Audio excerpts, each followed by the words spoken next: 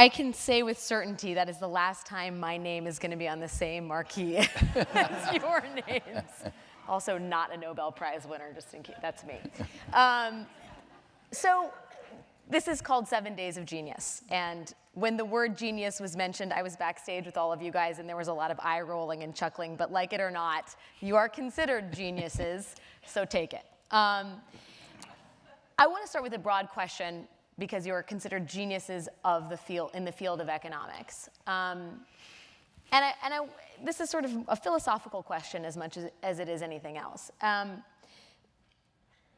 You're considered geniuses, but when we talk about the most disruptive thing that happened, economically speaking, globally, we talk about the years 2007 and 2008. And yet many economists failed to predict that disruptive moment in the United States and globally. But both Paul and I did. Yes, I'm trying to, and that's why you're the geniuses. And I guess, and to that point, I wonder if you think the field of economics, on whole, is better at reinterpreting the events of the past than it is looking towards the future. I'll start with you. Yeah, Paul. so no, I didn't predict it. I mean, I thought something bad would happen, but nothing remotely on this scale, right? So the housing bubble, thought it would be ugly, but you know, the scale of the ugliness came as a shock to me, as to almost everyone.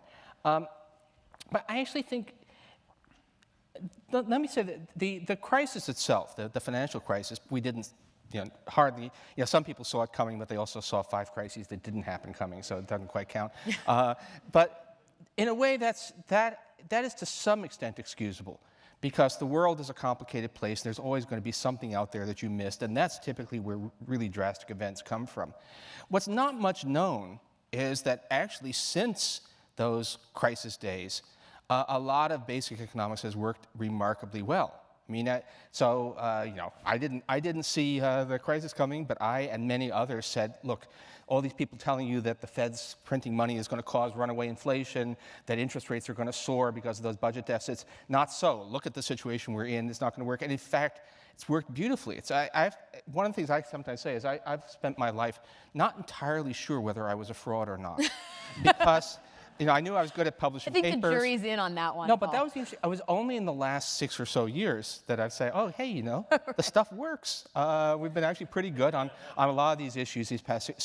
So that's actually, now, the sad thing is that half the economics profession has thrown away things that we know work largely for ideological reasons. So the real sin, from my point of view, is not the failure to predict the crisis, it's the insistence on clinging to doctrines that are just obviously not working for the 6 years that have followed the crisis. Professor Stiglitz? Well, I think in terms of that, I think one of the things is that I think the economy's recovery has not been particularly good, and that I think it was pretty clear that you could not just rely on monetary policy. Right. That it helped a little bit. I think Paul was right that the fears that all that increase printing of money, whatever you call it, would be inflationary were absurd, and that's been proven right. But also it's true that there were economists who thought that monetary policy would do the trick. Right. And who thought that, the way I put it, that putting the banks in the hospital for a year and a half, giving them not a blood transfusion, but a couple $1 trillion of money, would make them feel happier, and that would get the economy working again. It's clear that that was wrong, that you needed real fiscal policy, you needed real stimulus, and that in a fundamental sense, the economy was broken before the crisis. It was using a bubble to keep it going. And that's what we should have recognized and was not by most members of the economics profession and by the administration.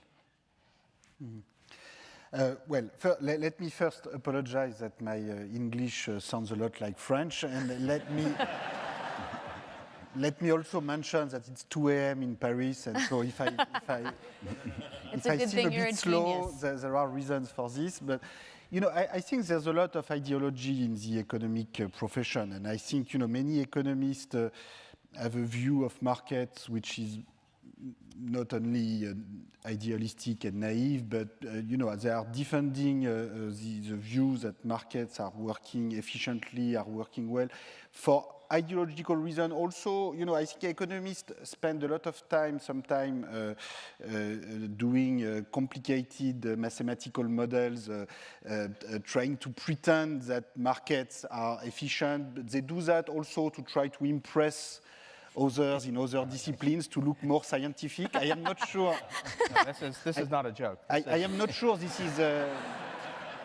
I'm not sure this is working, but this is certainly part of their strategy. So, I think we should be very modest. I view myself more as a social scientist than as an economist. I think the frontiers between economics, history, sociology are not as clear as what economists try to pretend. Economists try to pretend that sometimes they have developed a science that is so sophisticated that the rest of the world cannot understand, but I think this is a joke. I think the reason I was attracted in this field is because I think we start from very low, from very little, so at least there is room to make progress, but we have to recognize that, all we can do, I don't believe in genius. I think our only advantage as compared to other people is that we are paid to collect data and to try to understand the theoretical mechanism or models that can account for this data. And, we have to be modest and try to make this little progress if we want to be useful. And it's not always clear that economists are so useful. We put too much stock in economists, perhaps. But let me ask you, as someone who's observing society holistically, perhaps not discretely mathematically, in terms of your social scientist cap, Europe, and I'll ask you guys this vis-a-vis America, where do you see Europe in 20 years, given the sort of upheaval that the EU is facing at this moment? Okay, well, that's a difficult question. Right now, the situation in Europe, and particularly in the Eurozone, is very bad. So the main problem with inequality today in Europe is really unemployment, youth unemployment. So the level of youth unemployment, in Southern Europe, but also in France, is extremely large. So when you have, 20%, sometimes 25, 30% of the young generation who start their life with no professional experience, this is a terrible situation. And I think the basic problem is that the Eurozone is not working. I think it's possible to make it work, but a single currency with 18 different public debt, 18 different interest rates on which financial markets can speculate, 18 different tax systems in competition with one another. This is a system that does not work and that will. So do you think the Eurozone is untenable?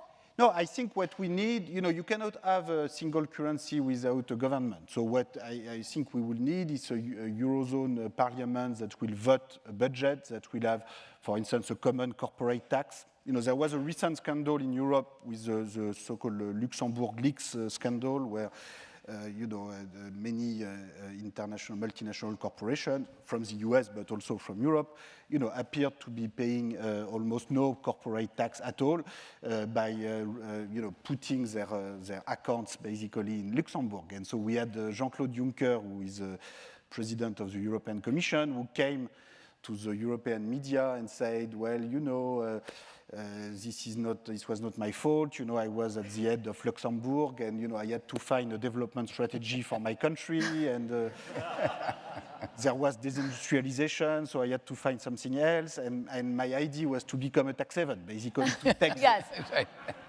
And this was amazing, because every country in Europe has a problem with disindustrialization, and so if we all just steal the tax base of each other, we are not going to go very far.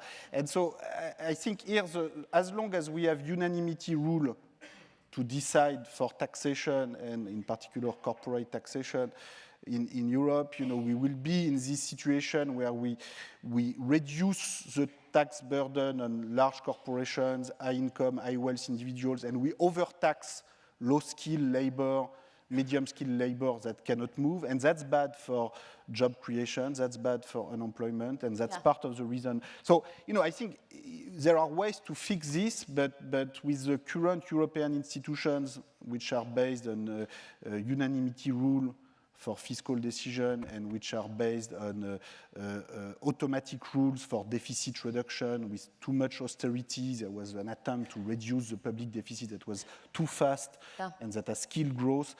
So we need a more democratic governance of Europe, and I think it's important that France and Italy do not just complain about Germany all the time, which is one of the and make concrete proposals to change the European treaties and the European institutions. And if we do that, then in 20 years maybe Europe will be in a good situation. Otherwise, I'm not so optimistic if we don't change the existing European institutions. So I would pose that question. I mean, and obviously feel free to weigh in on Europe to the degree that you want to, but where do you see the United States in 20 years, or what do you see in the next 20 years? Well, first let me say, I'm in general, like most economists, fairly pessimistic about the world. And the only thing that makes me feel good about America is that things could be worse. And when... Well, there's an old line along those lines that said, a voice came to me and said, cheer up, things could be worse. So I cheered up, and sure enough, things got worse. Anyway.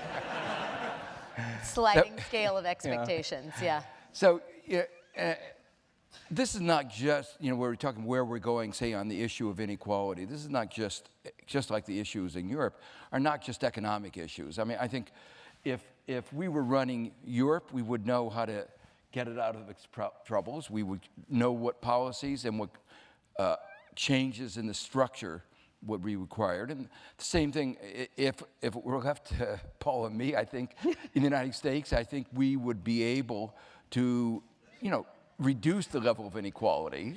We're not geniuses, we're philosopher kings. Yeah. Anyway, no. Anyway. So I think we could. The real question is you're asking a little bit about a political crystal ball. And economist crystal ball, as you point out, was very cloudy, and a political crystal ball is really, really cloudy. But what I say is that if we don't change some of the fundamental policies that we've had in place and the way, I could see our inequality getting much worse in the United States. Well, and Paul, you write about the political system as well. Yeah. I mean, given what we have right now and the trend lines we see with bifurcation and a partisan split. Yeah, I mean, so my version of what Joe was going to say is I say, it's been kind of a race between us and Europe to see who can screw up worse. And at the moment, Europe is winning, but it's but not by. And actually, one thing I want to say is I think that the European problem, there is a huge structural problem, which is that you have a single currency without a single government, and that is a fundamental thing. But it's exacerbated by bad economic doctrines, and it's exacerbated by there's a lot of what I'm making this up on the spot, fiscal hypochondria in Europe. There's this tendency to assume that you're broke and you're busted and you're failing even when you aren't. Case in point being France. Here we have a government that thinks it has a deficit crisis, thinks it has a debt crisis, thinks that its economy is failing. It can borrow 10-year at 0.6% interest rates. That doesn't look like a fiscal crisis. If you look at the employment record, it's actually not bad. If you actually look at prime age workers, if you're a person in that 25 to 55 age range, you're more likely to be employed in France than you are in the United States. So you have this, and yet the French have managed to become convinced that they're in this desperate strait, and they do things that make it worse. So aren't we here to convince? I mean, well, the narrative goes on in certain sectors of our political discourse that things are terrible and we've been run off the rails. Oh, the Bolo Simpsonism was our version of it, but the fact of the matter is we at least had some significant pushback on that, and it didn't go so far. What I would say about America is we have a lot of advantages. I mean, the American society is flexible, it's accommodating. We get tremendous ability to accept talent from around the world, just a general level of I think, of intellectual flexibility in many ways.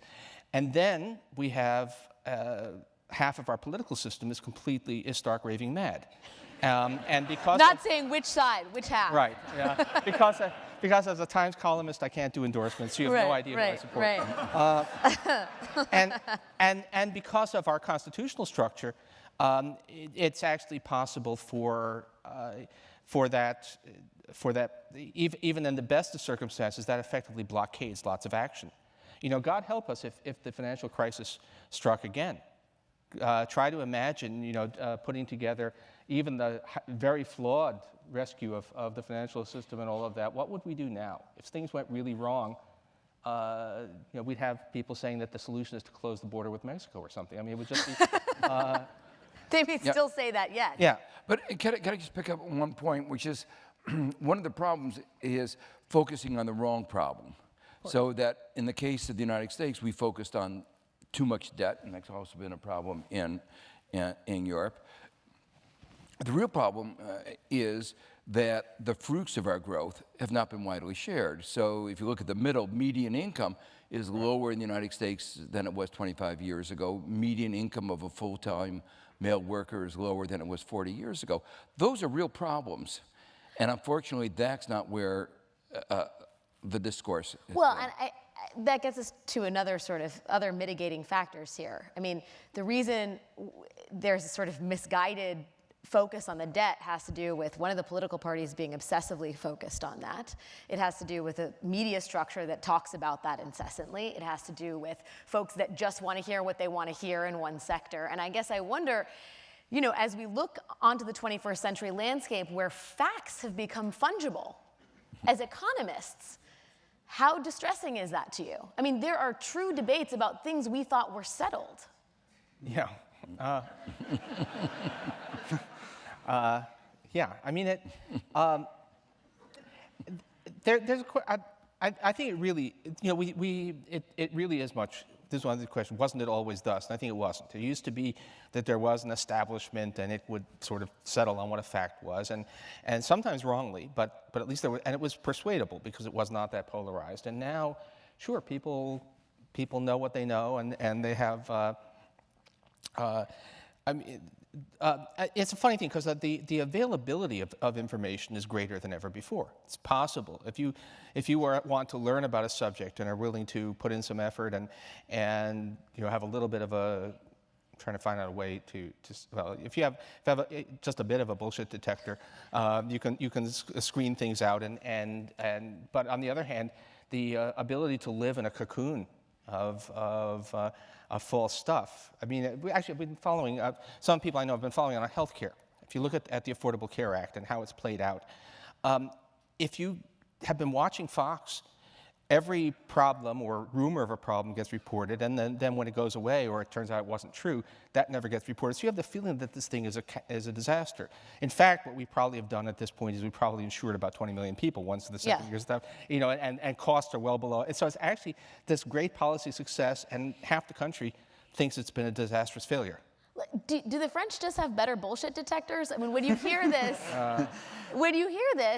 Well, let me give you an outside viewpoint on inequality in the US. I think I find it, from the outside, it's very difficult to understand why a plan like the one President Obama described a few weeks ago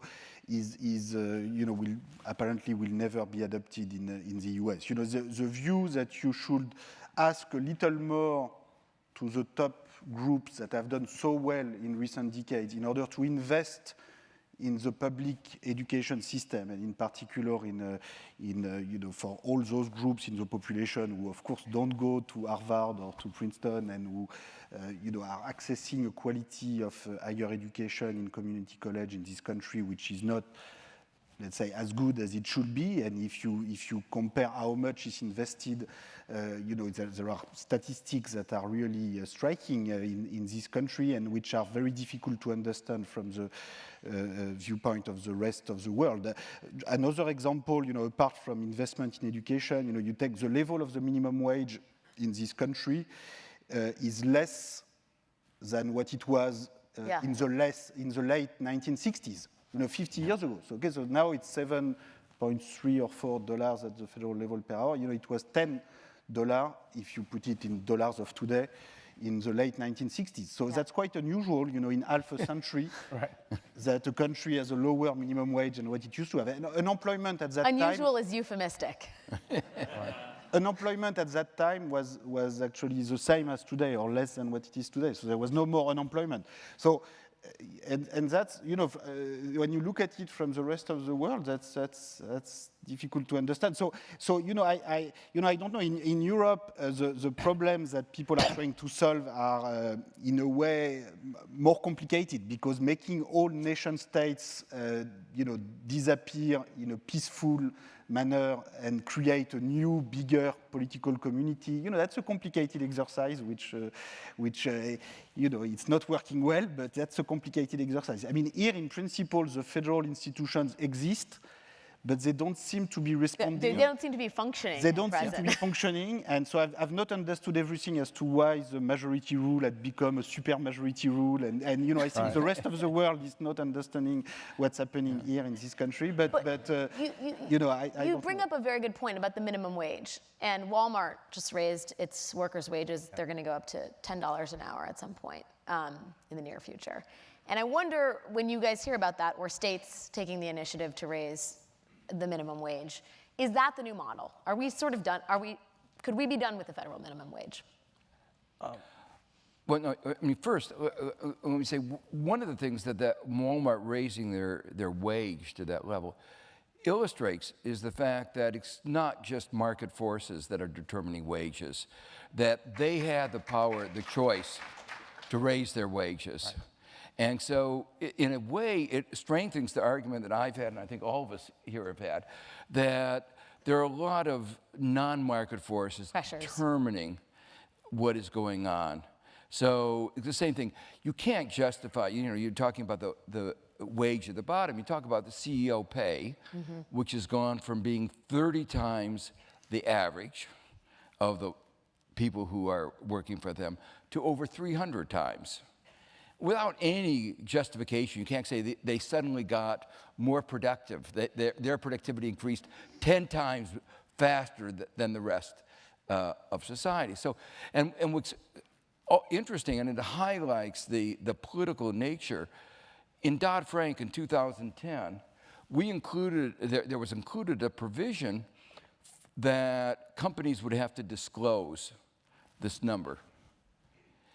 And they've been fighting, the corporation's been fighting this disclosure, so we're 2015, 5 years after Dodd-Frank, and the SEC, who's supposed to write the regulations for the disclosure, is still hamstrung. So we got it through, and it got through Congress, got signed, and then the politics has made it impossible to actually get it. And indeed, provisions of Dodd-Frank are being rolled back. And then there are provisions that are being rolled back, like the one on the derivatives. But I want to say a word about local action. So it's an interesting thing. As it turns out, there's a lot more scope for local increases in the minimum wage than you might have expected. I mean, there's actually the evidence we have is overwhelmingly economists who've studied what happens when New Jersey raises its minimum wage and Pennsylvania doesn't, and you would think there would have to be some loss of jobs, and we don't see it, which is telling you there's more room. On the other hand, it's got to be clear on that and everything else that it's a lot better if everybody does it at once. There is presumably some payoff to an individual state from undercutting the wages of every other state, and yet that's counterproductive for society as a whole. So local action is not a substitute for federal action. However, it can be a stepping stone, and I guess I still hope for political redemption. And I'm a big reader of the history of the New Deal, and the history of the New Deal actually begins a long ways before the New Deal. It begins with New Deal type programs at the state level. FDR didn't come out of nowhere. He came out of being governor of New York. He came out of Al Smith's New York. So that when we see these local initiatives that are spreading, they are good things in themselves, but they're also if you want the optimistic story about what America is like 20 years from now, I think a lot of it involves things that start at the level of states and cities trying to do better by their workers, trying to do better by ordinary families, and that eventually becomes the national norm. Yeah. Go ahead. I mean, that's the optimistic note. One of the striking things is when they do polls, that about 70%. That was the optimistic note, and. It's They good. do polls. 70% of Americans believe there ought to be an increase of the minimum wage. The majority of Republicans But believe we should do it. And I mean, I think that's part of the, and I would love to get your thoughts on this. There are issues upon which the vast majority of Americans agree, and our political system is proven incapable of moving the ball forward on any of them. Right. And in some part because our legislative branch appears to be broken, and in some part because moneyed interests have a very, very big stake in our political process. And do you think that it will just get better, or there needs to be some kind of disruptive event to change the way we govern? Oh, I think it's going to get worse unless there's a disruptive event. I mean, when you have things like the Citizens United and those court decisions are giving more power to money, and so unless there is what you call a disruptive event, I don't see any force pulling us back. And I say the one hopeful note are some issues, but a lot of them, some issues can be addressed at the local level, minimum wage. But you can't address the issue, for instance, of one of the mysteries. Why should people at the top pay lower tax rates than people who are not at the top? It's not a question of saying we're going to have a progressive tax that's going to take more from you. This is just saying you ought to pay at least the same rate. And so I think it's a really peculiar provision of our tax system. Peculiar being euphemistic. Tomas, I want to ask you, we to the notion that economics is a social science. We see a world in upheaval, not just economically, but socially, politically, and culturally. And we've been talking a lot in the news media about terrorism and the rise of ISIS, the rise of radicalized terrorists. And there are a number of factors that folks tend to point out as motivating factors in terms of radicalizing young men. Some of those factors are economic, that they feel disenfranchised, they're at the bottom, they feel hopeless. You have no sort of accuracy meter as far as whether that is actually the force. But when you hear about something like ISIS, or in Paris, Charlie Hebdo, and radical fundamental ideologies attracting those sort of at the bottom of society, how do you process that? Well, it's clear that there are many different, cultural and social, economic forces that are playing a role. In the Middle East, the Middle East is probably the most unequal region in the world, even more unequal than Latin America, because if you take the distribution of oil resources, and in my book at some point I compare the total budget for education in a country like Egypt, which is a country with 90 million inhabitants, almost 100 million inhabitants, and their total education budget is 100 times smaller than the oil revenue that little countries with no inhabitant in the Gulf regions are getting out of their oil revenue just a few hundred kilometers away. And so that's a very unequal region, and the role that Western countries, European countries, and the US, of course, have had to protect this extremely unequal situation, I think has not helped a lot, to put it this way. I think we have contributed in a way to make this place, very place with a lot of tension. I'm not saying that's the only reason, but right. that's certainly part of the problem. And in the case of Charlie Hebdo, the two young brothers, well, they were 30-year-old when they went to Charlie Hebdo and killed everyone. When they were 20-year-old, 10 years ago, they wanted, and they actually tried to go to Iraq in order to fight the American army. And they could not get there, but they tried. And now, 10 years later, they are still trying to make war, but in Paris and not in Iraq. And it's So that's part of the of the story. I think the rise of nationalism and ethnic division is often a response to the failure to solve domestic social and inequality problems. And I'm very concerned also in Europe with the rise of nationalism, the rise of populism. In my country, there is a serious risk that the extreme right will win not the national election, but possibly some regional elections at the end of this year. So, I think when you cannot solve domestic social inequality problem in a peaceful manner, it's always tempting to blame others, to blame foreign workers, to blame foreign countries, foreign culture, foreign religion. And that's to me, that's the biggest danger with rising inequality, is that there can be more and more social groups who prefer to turn for nationalist solution or radical solution. So, Professor Krugman, I would ask you, in terms of the nationalism in the United States, right? That perhaps that's rooted in institutional failure or an inability for that the system is not working for a group of people. What's weird to me is the people that are most, this sort of entrenched opposition to government programs. Many of those people are the very same beneficiaries. Or the hatred for the Affordable Care Act. There are plenty of people in red states who would benefit greatly by expanded exchanges. Yeah, and there's a lot of discussion in the sociological, political science literature. Boy, I'm sounding like a professor, aren't I? Anyway, but of the questions of false consciousness, and clearly in the U.S., a lot of it goes back to the original sin. It really is about race, and people don't. And it's not clear that the public in these states actually understands that they may themselves actually, it may not be taking from them to give to those people, but it might actually be for them. Actually, it's what's interesting about the case before the Supreme Court right now, the ludicrous but possibly successful attempt to use a deliberate misreading of the act to deny the subsidies. The people who will be hurt would be overwhelmingly older Southern whites, because the minority groups are by and large being covered by Medicaid, and of course in the northern states we have state exchanges for the most part. So this is the conservative base directing, carefully aiming a gun right at its own forehead.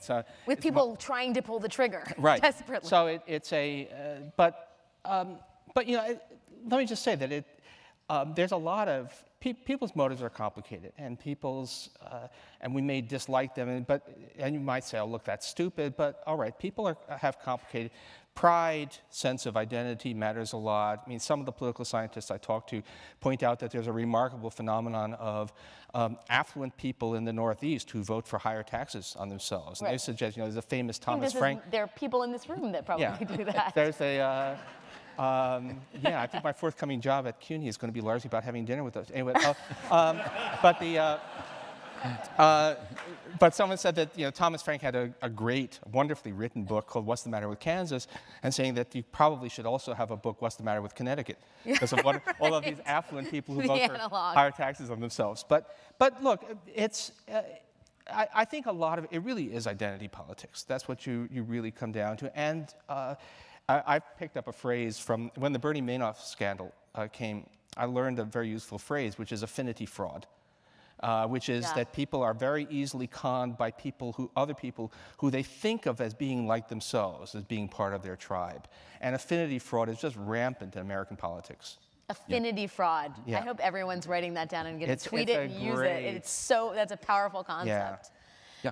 What I want to say is there are some aspects of inequality that are particularly enervating, destructive, and lead to say socially adverse behavior. One of them is when you have high levels of unemployment, particularly of youth, particularly of males, because if they can't use their energies productively, they tend to use them unproductively.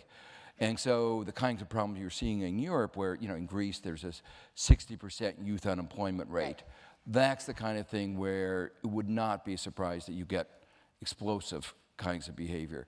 The second one is that there are a number of studies that show that when there is inequality that is ethnic-based, when you have large groups of people who are poor of a particular group, so it's not across the board, it has an ethnic dimension, a racial dimension, that tends to be particularly destructive.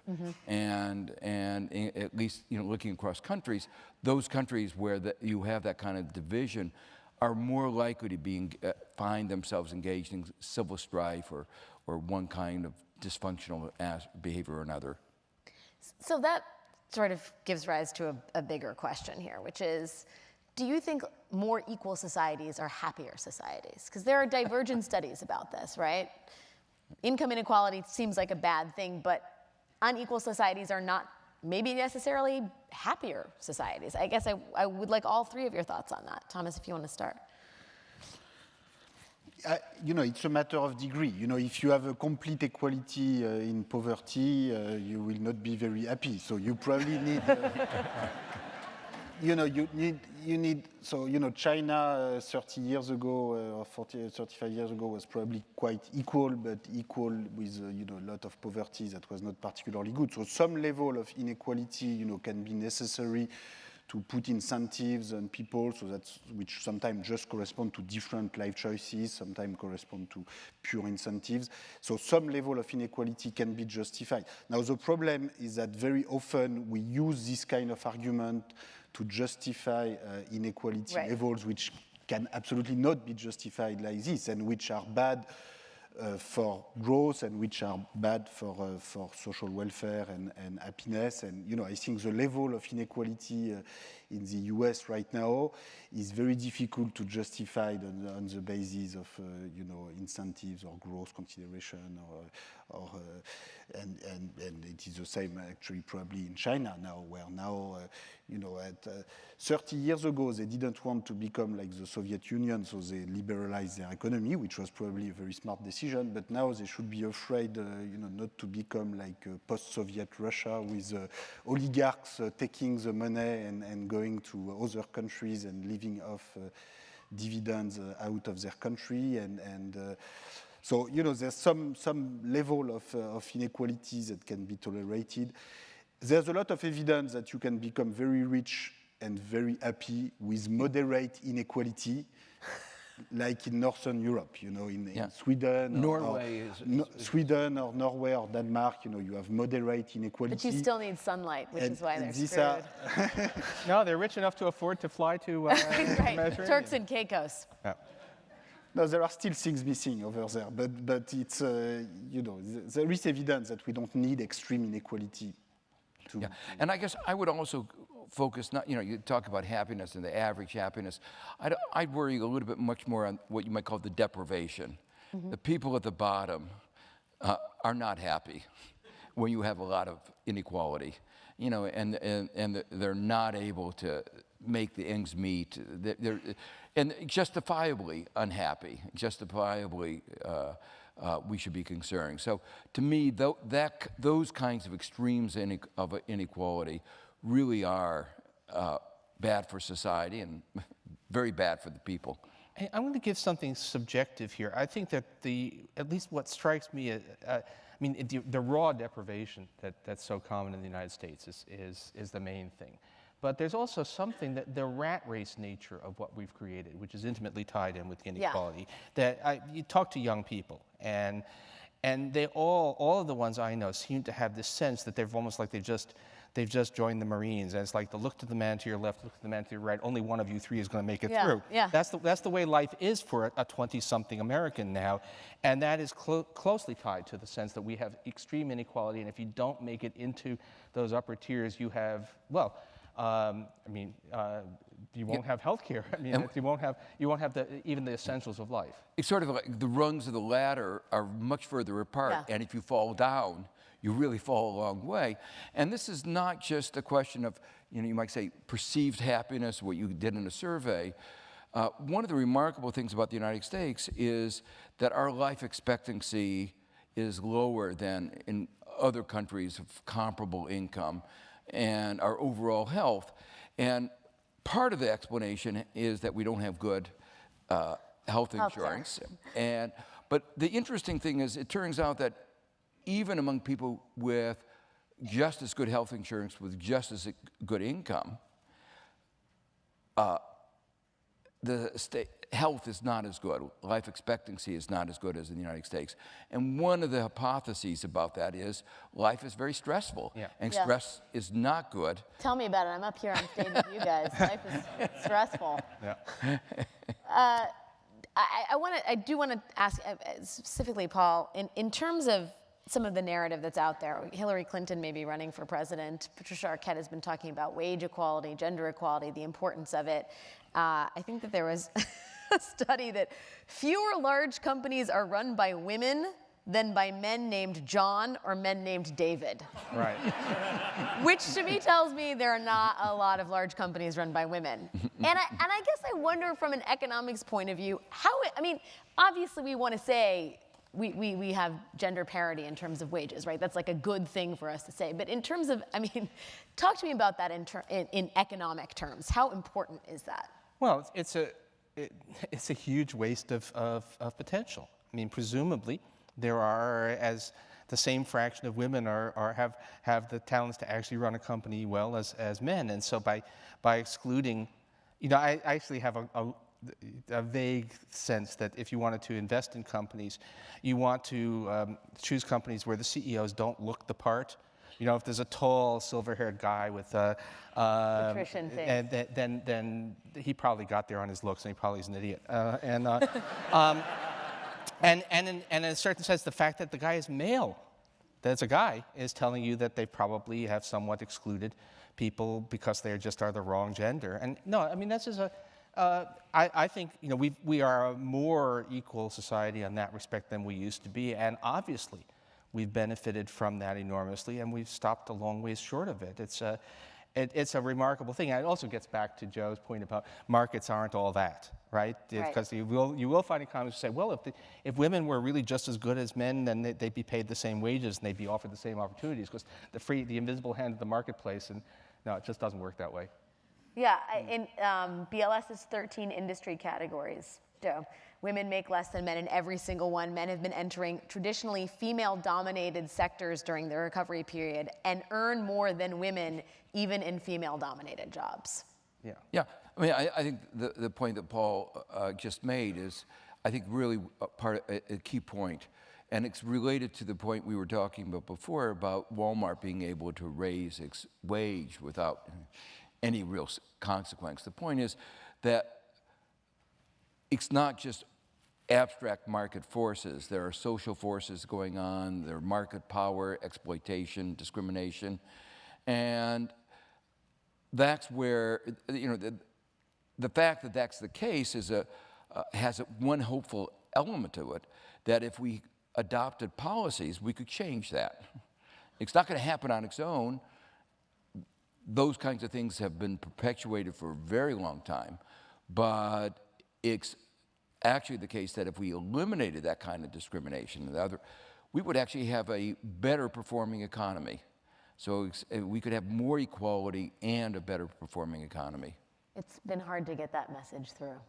I know we have questions from the audience coming at some point, but before we get to them, I want to sort of ask you guys, and there are some of the questions. We've spent a long time talking about the things that are wrong in the world, and I would like to know from each one of you where you see the bright spots. Where is the good news? Thomas, I'll start with you. Well, I'm not particularly pessimistic. I see lots of good news. If you take a very long-run perspective, we are talking about the problem of Europe today, but Europe is a much more prosperous and also a much more equal place today than what it was a century ago, when Europe was extremely unequal, more unequal than the US.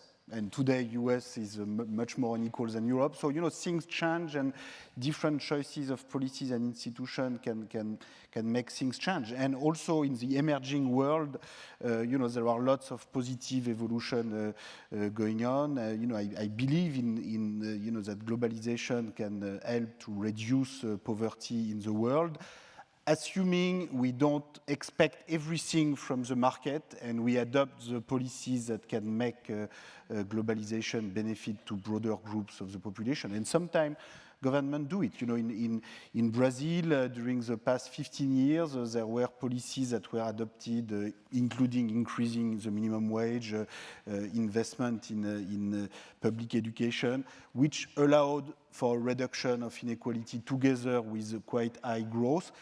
They start from a level of inequality which is extremely high in Brazil historically. This is a country where 1/3 of the population was in slavery 120 years ago. So each country has its own complicated history with inequality, but there are bright spots. Poverty in China was much higher 30 years ago than it is today. So.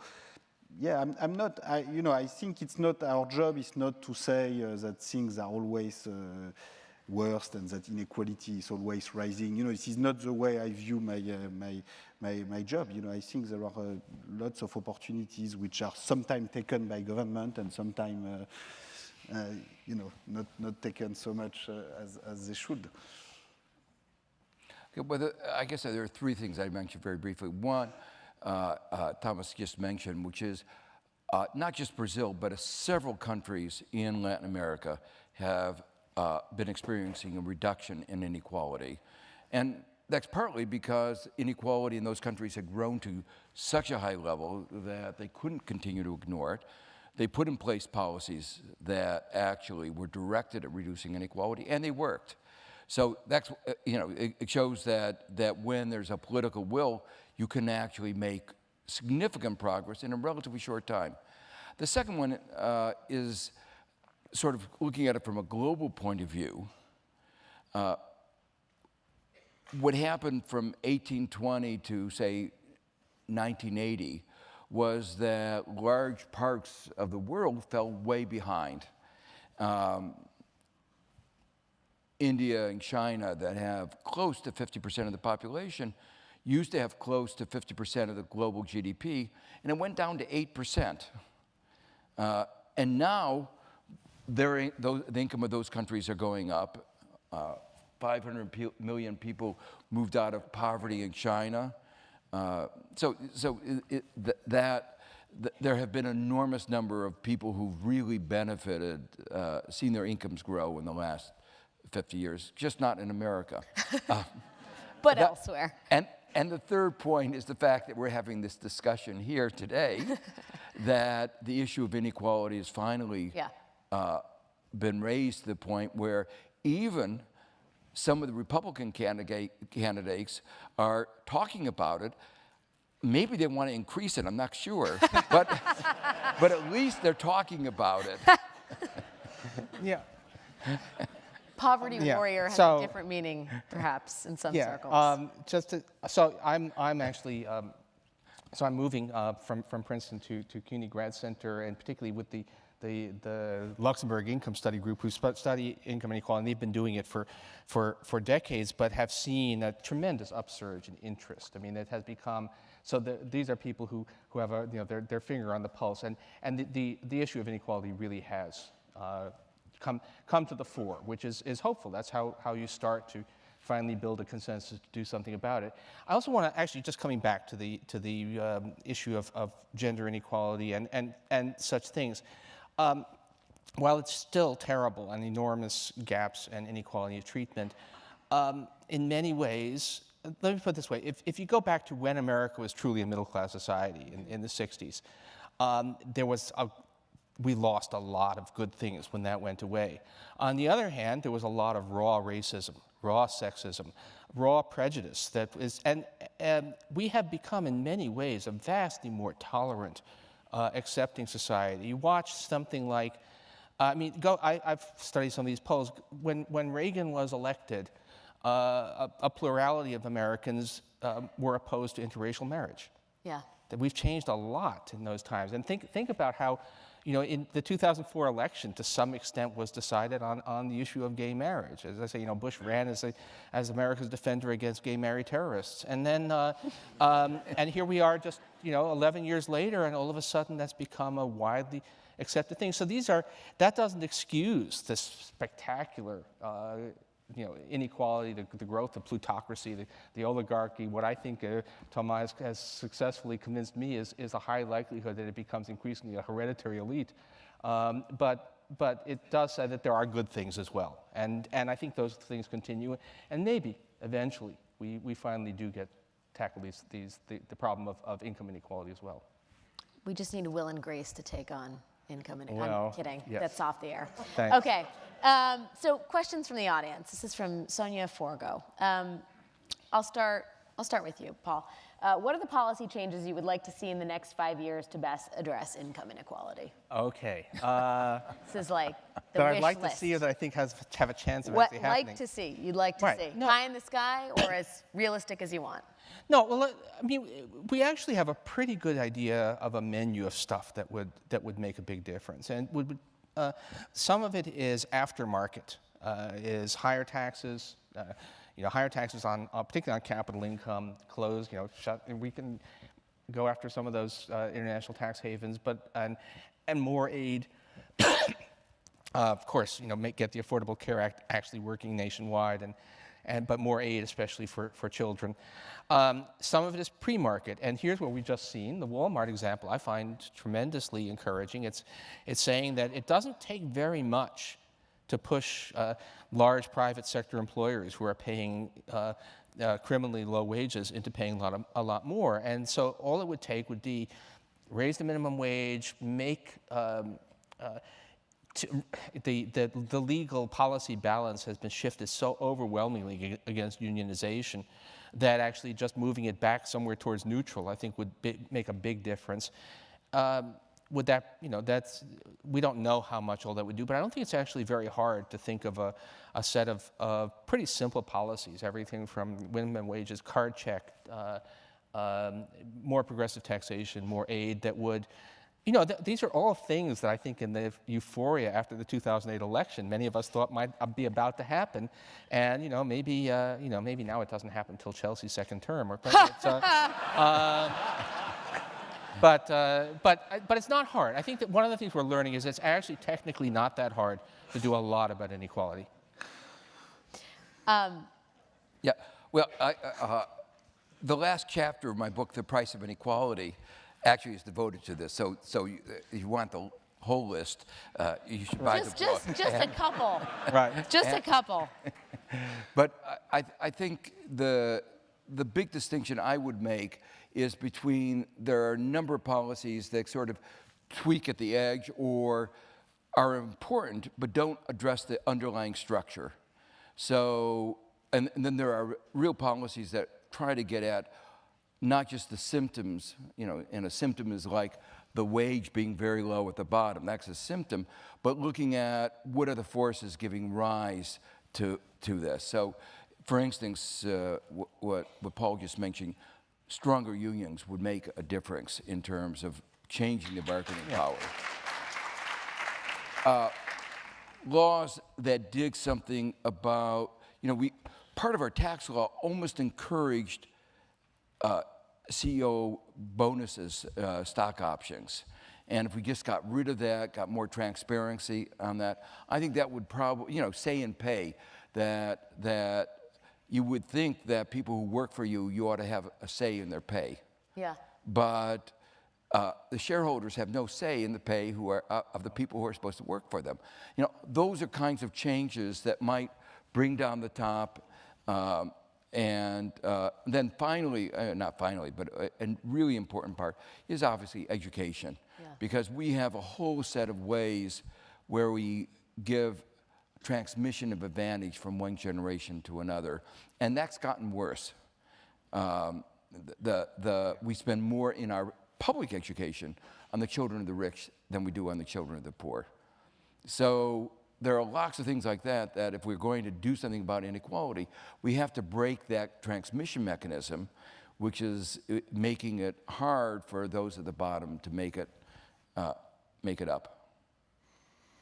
Thomas? Right. Now, investment in public education, I think there's a very strong theoretical discourse about meritocracy, equal opportunity, which is just the gap with what's happening in the real life in this country is quite large. There's also a big gap in other countries, but in this country, there's a graph that Raj Shetty and Emmanuel Saez recently produced, where if you put the percentile rank in the family income distribution and the probability to access higher education, you go almost from 0 to 100. So if you are in the bottom 20% or bottom half of the family distribution of income, you at the bottom, you have only a 20% chance to access higher education. If you have in the top 10%, you have almost a 90%, 100% chance to access higher education. And you have a straight line, basically, going from 0 to 100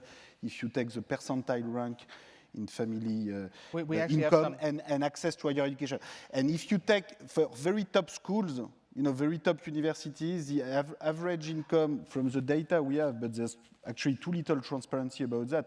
The average income of the parents of Harvard undergrad right now corresponds to the average income of the top 2% of the US distribution of family income. So that doesn't mean that nobody from below the top 2 gets to Harvard, but this means something very precise, which is that the people from below the top 2% that go to Harvard are sufficiently few, right, and the people from the top 2 are sufficiently high up in the top 2 that the overall average is as if all students had been picked at random within the top 2% of the distribution. So you see the gap between this and the official discourse in terms of the very high mobility of American society and meritocratic feature, it's quite large. Well, but and so I think investing in public education and a more equal access to education, and this should be financed, of course, by making the top groups pay more tax.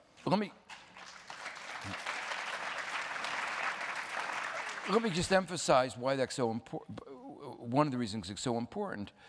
I described before how the median income has been stagnating. Median income of, say, full-time male worker is below what it was 40 years ago.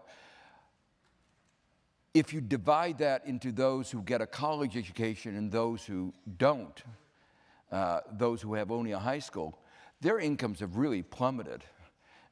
So it's not just stagnating, they really plummeted. So those people at the bottom that Thomas described, the children have very little chance of getting college. That means their income prospects are really bad. well, I actually let me just say, I'm a little concerned about where we're going here, because all this is true, but education is not by itself remotely a solution. In fact, incomes of college grads have been flat for 15 years in the United States. It's no longer the case that this is about college grads versus not. At this point, basically, high school teachers and hedge fund managers have similar levels of education, but not similar destinies in recent years. And so we need to understand that this is not. I think it won't be fixed by education. In many ways, education is more about, I would say at this point, it's more about everyone having access to the opportunities. It's not clear how much the inequality of outcomes would be changed. It's more about access to opportunities. I think you're right in the very top part of the distribution, where it's not education. It's not. It's not the top 1% income earners. They are not a lot more educated than the next 2 or 3 or 5%, as you were saying. So it's more, top managerial compensation that has exploded, the financial sector that has taken. So I agree with you that education is not going to solve this top part of inequality. But if you think of the bottom part, the bottom 50% of the US workforce as compared to the next 40%, the next 10%, then I think the inequality in access to skills and education is a serious a serious issue. Well, it's certainly a factor reducing social mobility. And what I was going to break in is we actually have some evidence that where students who took standardized tests in 8th grade have been tracked further, and we can compare their students' likelihood of completing college based upon their test scores and based upon the socioeconomic status of their families. And yep, rich, dumb kids are more likely to graduate from college than smart, poor kids. That's America today.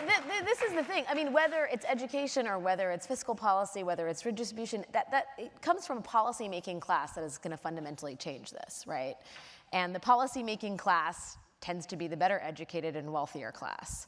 So I guess, you know, when you look at changing these systems, whichever system you want, I mean, how do you get the change agents in the systems? And I wonder, and Paul, I'll start with you. How much credence how much import do you put on grassroots movements, like Occupy, for example, to change systems? Well, I think that's actually a question from the audience that I paraphrased wildly. No, I think they can matter a lot, and they can matter by not in itself. I mean, it was never going to be the case that people were going to move up from Zuccotti Park and storm the bastions of Wall Street, but it actually did change the discussion, and in a way, it has not flipped back. The issues that were raised by Occupy have not gone out of the discussion.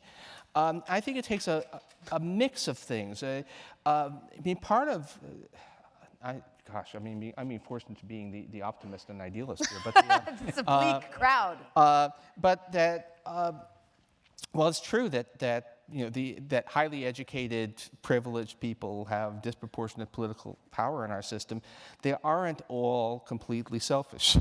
Right. And people, there are, I think, enough, so we don't rely solely upon the goodwill of enlightened people who've had privilege, but there will be some of those, and there can be popular movements, and there can be agitators who bring issues to the fore. And I think if you tried to look at the balance of forces in America in the 1920s, you would have said, no way this can possibly be reformed, and yet it was. And why, it can happen again. It doesn't have to.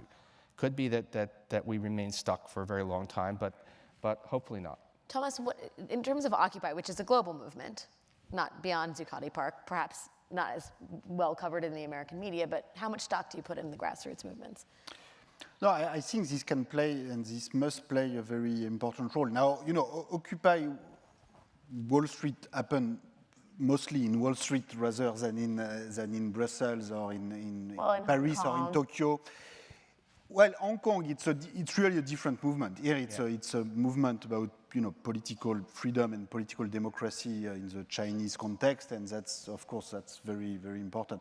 But I mean, if Occupy Wall Street happened more in Wall Street than in Brussels or Paris or Berlin or Tokyo, it's because the rise of the 1%, has been a lot stronger in Wall Street and in the US than in Europe or in Japan. So there are reasons for this, and in a way, it's at least it's reassuring to see that there is some awareness of that. I think the democratization of knowledge and the diffusion of economic knowledge can play an important role, I think. But then, it's we need more and more citizens to be involved, to be informed.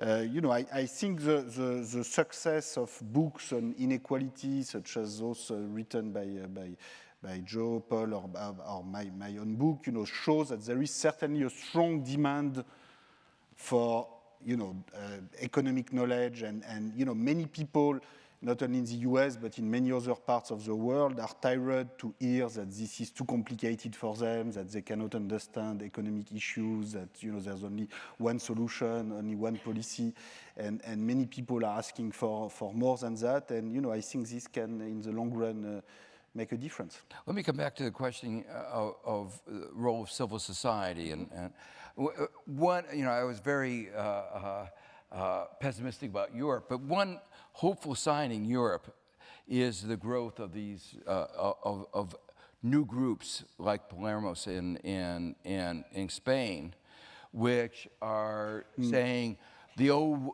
parties are not really addressing the problems of unemployment, inequality, and right now it's the leading party in Spain with about 27% But I think that also raises an important point.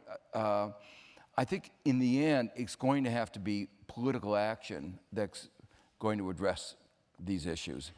And civil society can bring the issue to the fore, but the real challenge will be to try to get those ideas into the political process. Mm-hmm. And in the United States, I'm not so optimistic.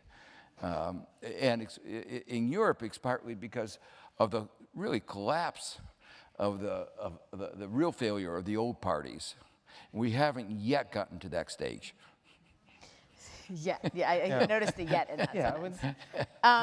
Okay, I'll go to you, Tomas, first on this. With the current status quo, socioeconomically speaking, where do you see the future of the wealthy nations in the Gulf, such as Saudi Arabia? Where do I see the future? Where do you see the future of the wealthy nations in the Gulf, such as Saudi Arabia? Well, I don't know. I think the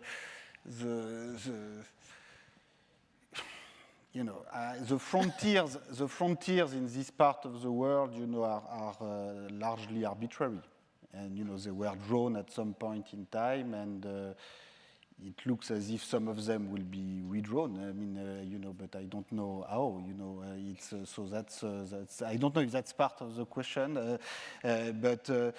I think the inequality of resources in this part of the world is just impossible to justify. There are countries with very large population, with very little resources, and countries with very small population, with lots of resources. They don't know what to do with it, I prefer peaceful redistribution, but sometimes redistribution takes other forms. Indeed. Paul, what is your opinion of disruptive digital currencies such as Bitcoin? Do they in any way refute the idea that a currency must be backed by a government? Okay.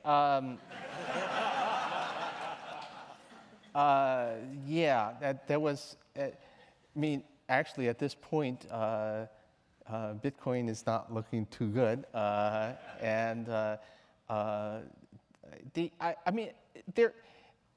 Money is a pretty amazing thing, right? For the most part, why does a piece of green paper with a dead president have value? And it's because other people think it has value and it circulates. And however, there is an anchor for our dollar bills, which is not gold. It is the fact that you can use to pay taxes. And then you have somebody try and create Bitcoin, which is there's nothing in the end. It's supposed to be purely self-fulfilling prophecy, purely levitating on itself, which is not impossible, but it's kind of unlikely. Mm-hmm. And I have to say, I think a lot of what has happened, Bitcoin looks like it really is a bubble in multiple senses. It's a little bit of, apparently it's a technically sweet solution to a problem, but it's not clear that problem is one that has much economic relevance. Certainly not a reason to hold that currency. There's a lot of libertarian ideology about it, and I think some people were looking for something, and they bought into it, and literally bought into it for a while, but it's collapsed quite a way. So no, the idea that there's something fundamental. I mean, if you're looking for the idea that a currency doesn't really have to be something physical, it can be something that's virtual, that's the system we already have. And if you want it to be, I want a way to make payments electronically, that's, credit cards. I mean, so exactly what it is that this thing is supposed to be doing that we don't already mostly do. I mean, there are technical differences, but pretty wild. I mean, yeah, we already have an amazingly abstract, sorry,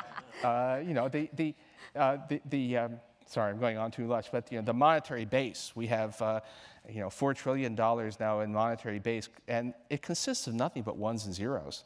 I mean, so what it's the idea that now, I've got this brilliant new thing. It's going to be digital. The internet. We're already there. Yeah. Professor Stiglitz, economically speaking, what should the U.S. or Europe do vis-a-vis China to ensure growth for all?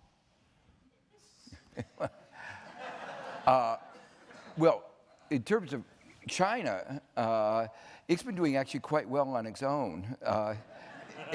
It's been growing, for 30 years after they began the transition to a market economy.